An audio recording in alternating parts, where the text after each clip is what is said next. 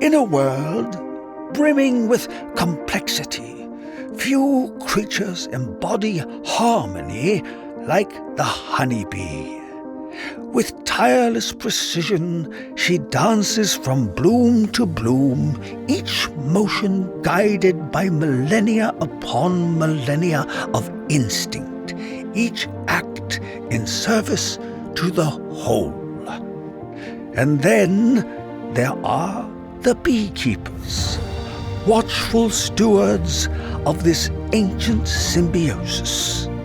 Part agri-scientist, part poet, they move along their hives with the efficiency of Mo, Larry, and Curly, tending to the bees' needs as best they can comprehend, and with the infrequency of a waterfall in the Sahara, sometimes running off, flapping and flailing like a penguin on a hot sidewalk. This is their journey.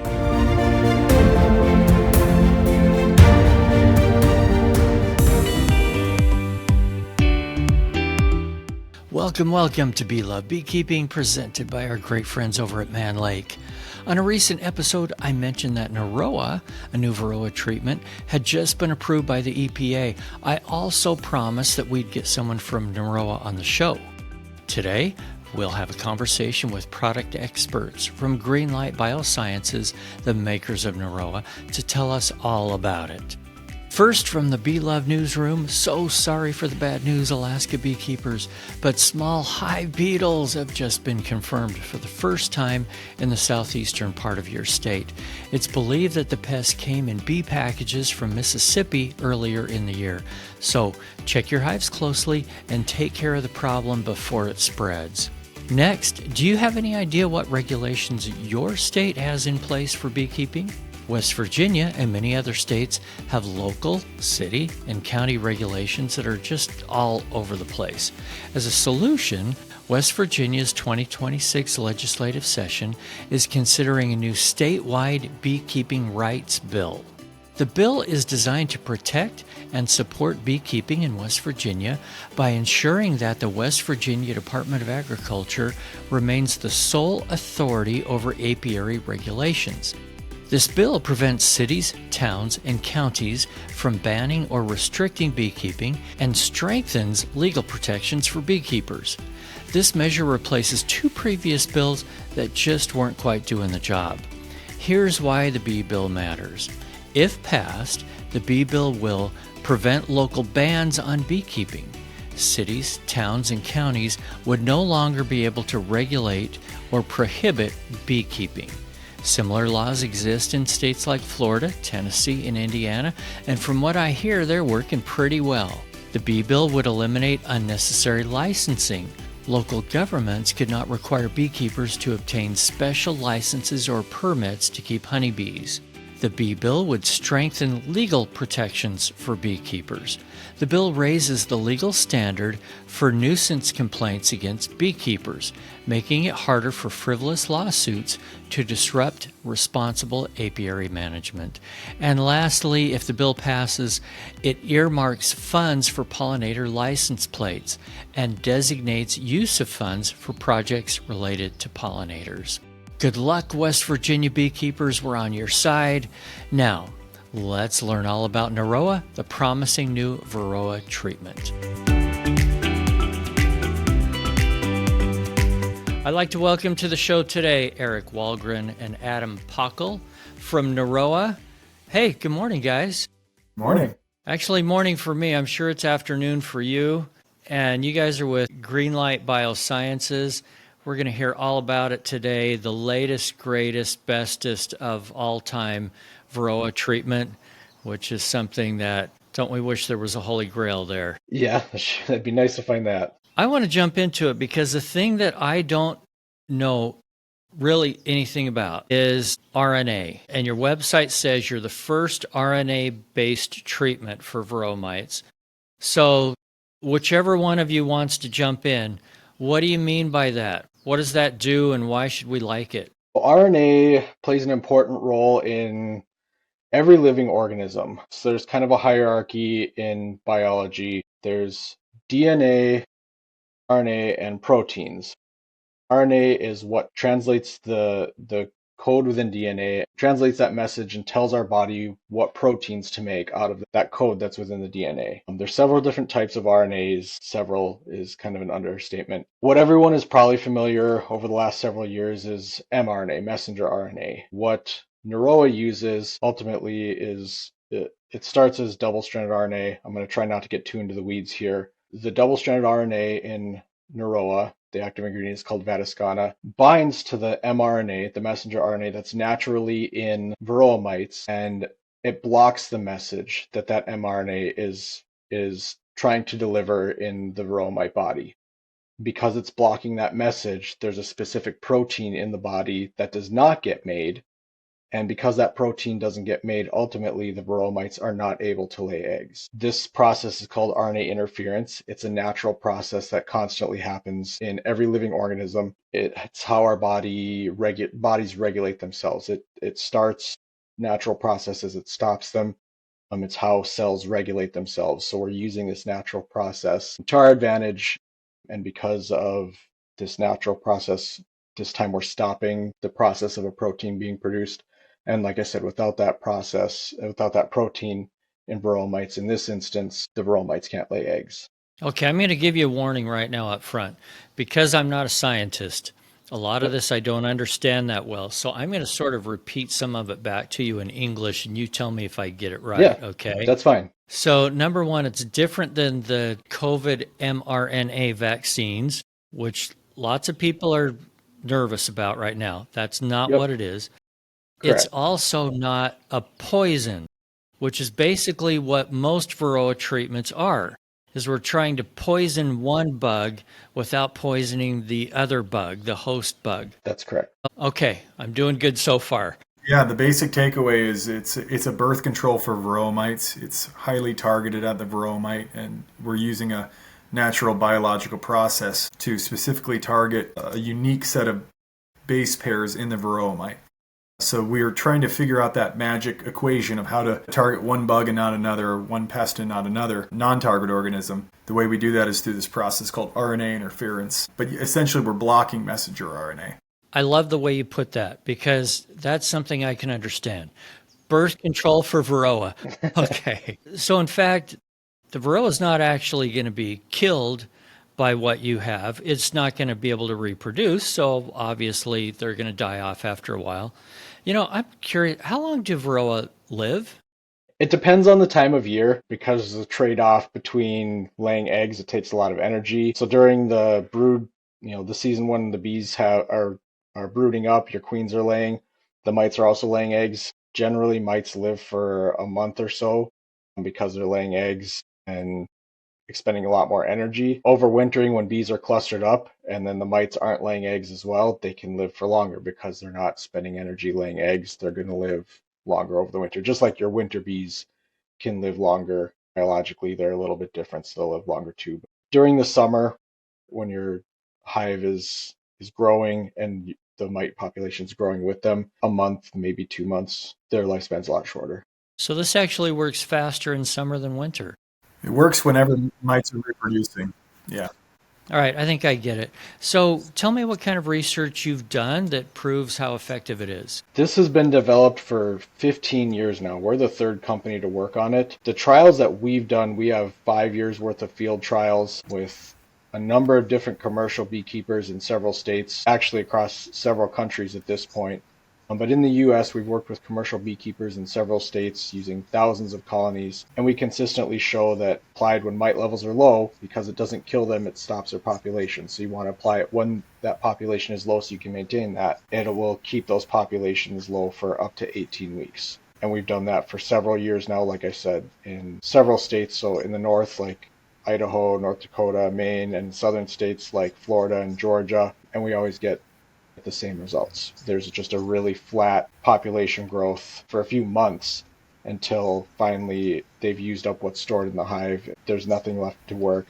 And then through drift, other things where new mites are coming in that haven't been affected, finally they'll start to reproduce, and then we do see population growth eventually. So if you have a bad infestation, knock it down with something strong first and then use this as a follow-up, a preventative. It almost sounds like every spring we ought to just stick this in our hives. I mean, that's the idea, right? I mean, you don't want the damage to be done and then have to use a knockdown and then Narroa. You'd rather get in front of Varroa mite reproduction up front. I mean, it works great early pre-honey flow spring, but anytime your mites are low and it's applied, the bees it's delivered in a sugar syrup pouch. So the bees store that sugar syrup into the brood nest and it gets incorporated into brood food. And that's where the mite meets the active ingredient. So as that nurse bee delivers that larval feeding, that mite squeezes in and hides under that larvae. She absorbs the active ingredient. And through absorbing that active ingredient through submersion, it does that process we talked about where it shuts down her ability to lay eggs. To your point, like you said, there's certainly times when you can knock the population down with a traditional miticide. We've done trials like that in the fall last year, and it worked great. I'm doing the same trial right now in southern states, and we saw really positive results with that. Beekeepers are going to have great ideas. They're going to figure out how it works in their operations. And we've had a lot of people, you can just see the wheels turning of how they can incorporate it at different times and how it would help their operation, be it in the fall, commercial operations, going into almond pollination, midsummer dearths, all sorts of different ways that they've kind of come up with ideas of how it would benefit them. Is it safe with honey supers on? It's safe. We have a tolerance exemption, so it's safe to be in honey. But because it's in a sugar syrup, the mites get exposed through brood food. You want to apply it without supers so that they'll store it down in the brood boxes. Now, the bees will empty those pouches in just a day or so, and then like any other syrup that you feed to them, they'll move it around and they'll store it within a week, and then you can put supers on after that. So what we've been telling people is treat it like any other syrup that you'd provide to them through your feeders. Once that feeder's empty, give it a week, 10 days, whatever you're comfortable, and then you can put your supers on after that. So tell me exactly how the application works. You mentioned put it on top of the supers. What does it look like? Is it a bag? Is it one of these cardboard strips? It's a sugar syrup pouch with a decal adheses to it, and then it has a tab you pull, and it exposes perforations underneath that the bees put their proboscis in and suck the syrup down. So it's designed to be applied. It can be applied on the bottom board or on top of the frames, but if you do put it on top of the frames, you need to use a spacer. So this sounds really safe, but I get why you don't want to use it with honey supers on. Are there any other side effects that we need to know about or concerns that we should have with it? It's so targeted that it doesn't have any effect on the pupae, the larvae, or the adult bees or the queens. The only thing to think about is from a strategy perspective is that high mite load, and it's not killing mites, but what it's doing is it's interrupting that growth of the Varroa mite. So when applied at the right times of year, it equates to that 4.5 months of control with one application. But there's no harm to the bees. Now, you two guys personally, are you also beekeepers or just scientists? I'm a beekeeper, yeah. I actually met GreenLight Biosciences 3 years ago as a beekeeper. They had bees on their corporate campus, and I worked for a company that managed bees on corporate campuses, about 600 colonies up and down the East Coast. And GreenLight Biosciences was one of those partners. And I was leading hive tours and showing, the employees of the company, the honey, the queen, the brood, all the good stuff. During one of my hive tours, unknown to me, everyone on the hive tour was an entomologist. I would have been much more nervous if I knew that, but I was leading the hive tour and one of the participants starts pointing out Varroa mites on the frame as I'm holding it up. So I asked her if she's a beekeeper, and she said, "No, I'm not a beekeeper."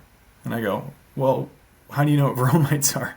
And she says, "Well, we count them in my lab." And I go, "Okay, can I talk to you after the hive tour?" So I talked to her, and I learned about the technology like 3 years ago. So I started following them on LinkedIn, and the rest is history. Cool. And Adam, you're the scientist? Yeah, so I was an apiary inspector, found out about GreenLight and what they were doing, and then was just really excited about the technology. And when I had a chance to come on, I just got really excited about that. But yes, I'm a beekeeper too. So I actually got a bottle. Eric and I are going to do a honey swap. I don't know if you can see it. So I got a bottle of my honey here. It's not picking up with the background, but I got it here so that I don't forget to pack it for the next conference that we're both going to be at. So speaking of conferences, where can we see you guys if we want to meet you and ask a bunch of questions in person? Next is Montana. I'm in Montana tomorrow, leaving tomorrow for Montana. We'll be in, right now, Oregon, Texas, California, AHPA, ABF, North American Honeybee Expo. I'm sure I'm forgetting some. The full list is on our website, Norroa.com. So with a lot of treatments that are out there, you can't use them above 80 degrees Fahrenheit or something like that. And there's dangers, there's reasons for that. Even things that we consider to be pretty safe for bees, like oxalic acid, we're told wear all this protective gear. What do we have to do for Narroa? So Narroa is different than anything we've had for use as beekeepers. There is no temperature restrictions. Any working temperature you can work your bees, you can apply Narroa. It's so safe that actually there's no special PPE needed to apply it. If you're a beekeeper that doesn't beekeep with gloves or you don't beekeep with a veil, there's no special PPE to apply it. That is pretty nice. There's no temperature restrictions either. But whatever temperature you work your bees in, whether that's any temperature restrictions that's safe for working bees. So 50 degrees, 105 degrees, anywhere in between, you can apply it. Storage temperatures, we just say room temperature. You don't want to keep it above 100 degrees long term. So, don't just keep it out in some shed where it's going to, if you're in Texas or Florida and your shed's going to be 150 degrees for weeks on end. Don't keep it out there. But keep it in your garage, keep it on a shelf in your basement or something. It can be in a hot vehicle all day long while you're out working your bees. That's no problem for a day. Just long term, you don't want to let it be really hot. Then it can start to degrade. Cold is no problem. We've done freezing studies to make sure that if it does freeze, it'll thaw just fine. That's not a problem. That was definitely something I thought about living in North Dakota. We think about things freezing all the time. No temperature restrictions, and it has a 2-year shelf life. So if you buy some now and you don't use it all up, it'll be just fine next year. Lady just teed off and hit a tree, by the way. I wish you could have heard it. It was a whole different sound. By the way, that is a real golf course behind me. This isn't one of those superimposed deals going on. There they are now. Are you a beekeeper who loves sharing tips, asking questions, and showing off your latest honey haul? Then join the Hive, introducing the Man Lake Beekeeping Community on Facebook, your new go-to for everything honeybees. Whether you're struggling with mites, trying a new winterization method, or just need to know what that weird thing on your frame is, our group is a supportive, spam-free zone for beginners and pros alike. Stop scrolling through endless forums and connect directly with beekeepers and the professionals at Man Lake in one buzzing place. We'll put a link to it down in the show notes. Just click over and join up. We have listeners that are all kinds of beekeepers, including some that are treatment-free beekeepers. So, of course, they're going to be hesitant to use anything, but can you maybe give them some reasons why they should consider this? One of the things that I talk about is many of the reasons why treatment-free beekeepers are approaching it is because they're having to deal with mitigating the risks of putting other products that could harm the bees into the colony. So Narroa is a completely different angle. It's not affecting the bees at all. It's not even killing the mites. It's biologically interrupting the Varroa mite's ability to reproduce. So if the concern from the treatment-free side is safety and not having to worry about killing your queen or harming the brood or them, cannibalizing eggs or pulling brood, none of that happens with Narroa. So you might feel comfortable with it even if you're, quote, treatment-free. I can talk all why I think treatment-free is not a great strategy, but that's, everyone's going to do what they need to do. Some people that are treatment-free are very experienced beekeepers. But if the concern from the treatment is not putting an acid or a synthetic chemical into the colony, Narroa is neither of those. It's not an acid or a synthetic chemical. It's a new biological target. Good way to put it. Adam, you had something? Yeah, I know that we've had some people express concerns that this is something that's GMO or something like that, and that's also not the case. This isn't anything that's changing the genetic makeup of Varroa mites. It's not touching anything like that. It's, like I said, it's just working with everything that's already available within the mite's biology. It breaks down super fast. There's no residues really within even a couple of weeks of introducing it into the hive. It's not an organic treatment. We're not getting organically certified, but it's all kind of organically made. It's a fairly natural process.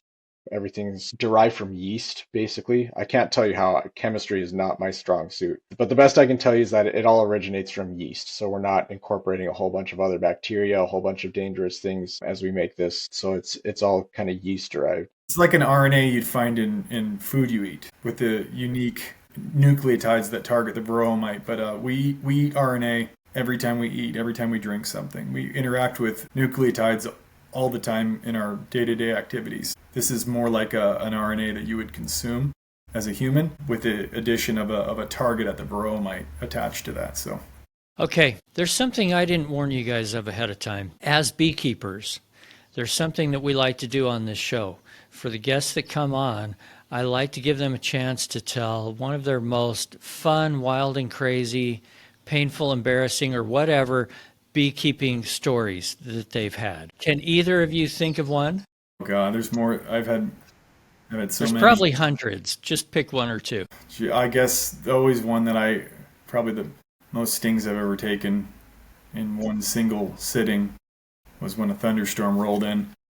And I had like 6 or 7 supers high, and I was going down to do a mite wash. So I had all the supers scattered on this one hive, and I was about ready to do a mite wash, and then the storm just started cracking in, the thunder cracked. And I don't usually beekeep with anything but a veil, but man, I learned my lesson that day to always carry a full suit with me because I got stung more than I could count.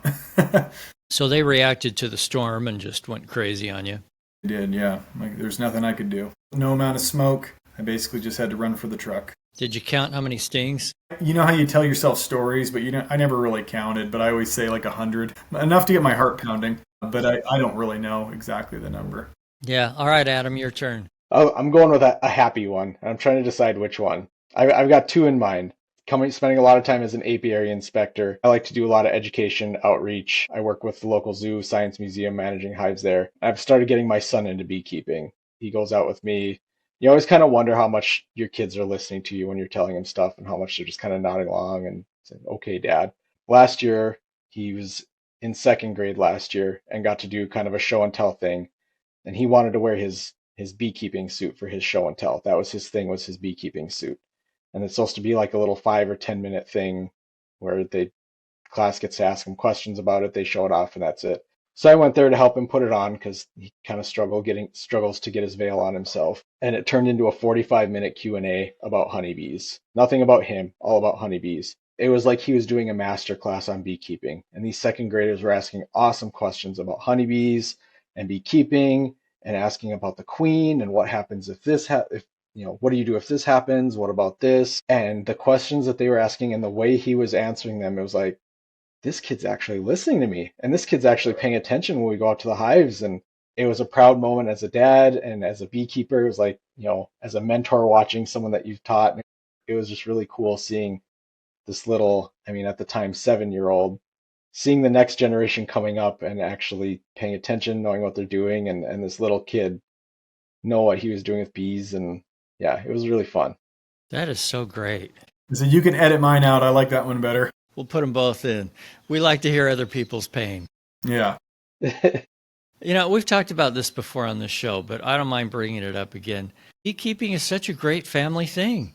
Get your kids involved. Get your grandkids involved. Get grandpa involved. Get whoever that is comfortable with it, and is interested in it. And you'd be surprised how many people are interested in it. It's a great family thing to do together.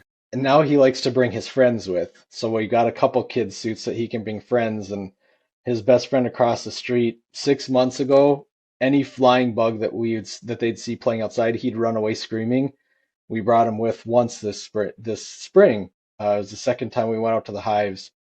And he came out, wasn't sure how it was going to go. And we got done. He said, can I come with every time you go to your bees? He helped me extract a little bit. And yeah, he loves it now. Oh, that's really fun.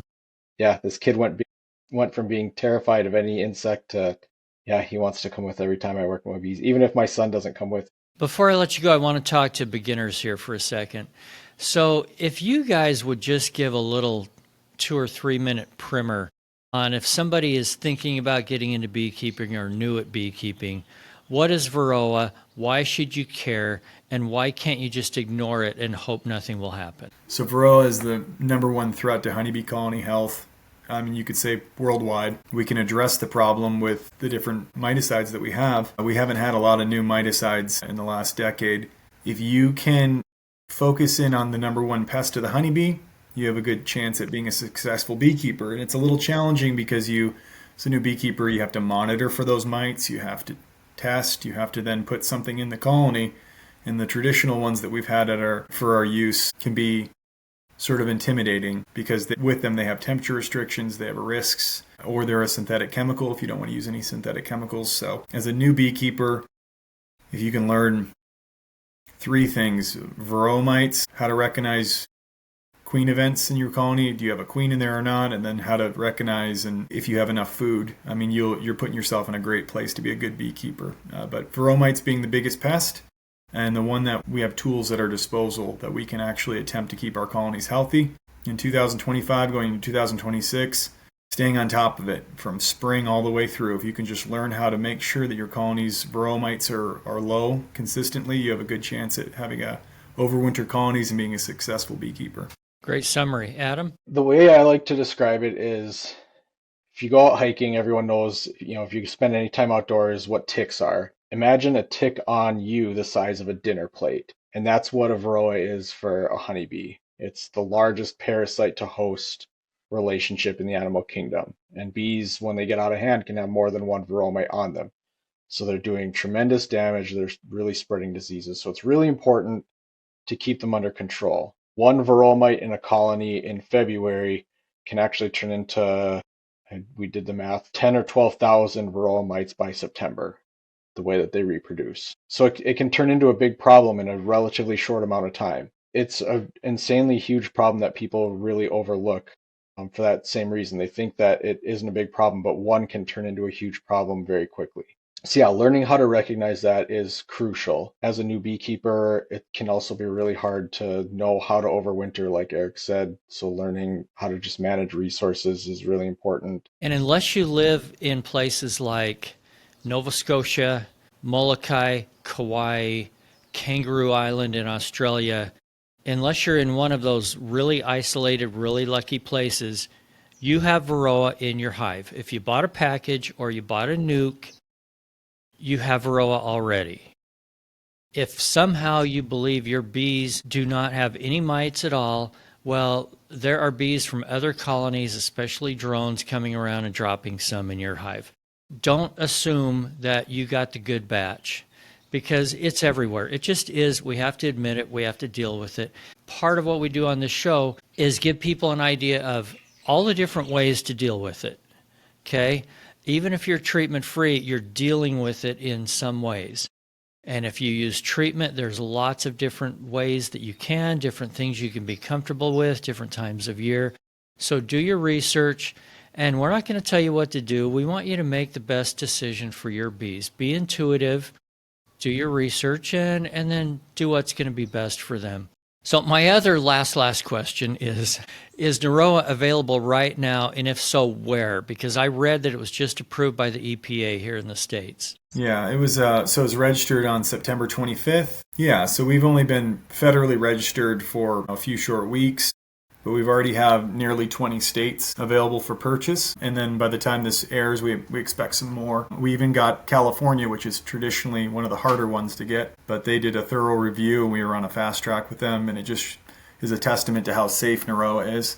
Most of us don't understand the process. So the EPA approves it. We assume you can send it out all over the country, but there is a little process in each state too, right? Yeah, every state has their own process. Each state is a little different. Some of them you just fill out a paper and pay your fee. Some of them have to do a little review. Some of them you can do online. Some of them you have to fill out an actual paper form and send it in. And then each one's, their review process takes a little bit different. So we're working through all that. Like Eric said, we're near 20 states at this moment. By the time this airs, it'll probably be more. The new ones are coming on all the time. So it sounds like by the end of the year, you'll have maybe the majority of states. How hard is it to be approved in other countries? It's about like going through EPA. So we're under review in Canada right now. Talking with our regulatory team, they're actually probably more difficult to get registered with than in the United States. We're under review in Mexico. We're under review in New Zealand. And we are submitting in the European Union we're submitting with them this month. Each one has a different process. They all require the same data, but they want their studies done in their geography. So we gotta do the same studies all over again in every region. It's not an easy or a cheap process. All that to say, it's a lot of time and money to bring something to market. So if you live in the EU or Australia or even Canada or New Zealand, you may have to be patient for a while to get this. If it's government, you have no idea how long it's going to take. Could be a year or two, or who knows. Exactly. But the fact that it's safe and it's proven here hopefully will speed that whole process up. When it comes to Narroa, which is new to me and I can't wait to try it, I'm just going to ask you, Eric, the last two questions that are the key to everything and the bottom line to this whole conversation. Number one, is it safe? And number two, does it work? Yeah, I mean, it's incredibly safe. It's one of the safest, if not the safest, Varroa control we have. It's so biologically targeted at the Varroa mite, it kind of solves that problem that we've been trying to solve is affecting the pest and not the non-target organism. So we're using a biohack, we're using biology to do that. So it's incredibly safe. And, you know, it's been in development for over 10 years. This sort of technology won the Nobel Prize back in 2006. So we're all the way back in, now we're in 2000, almost 26.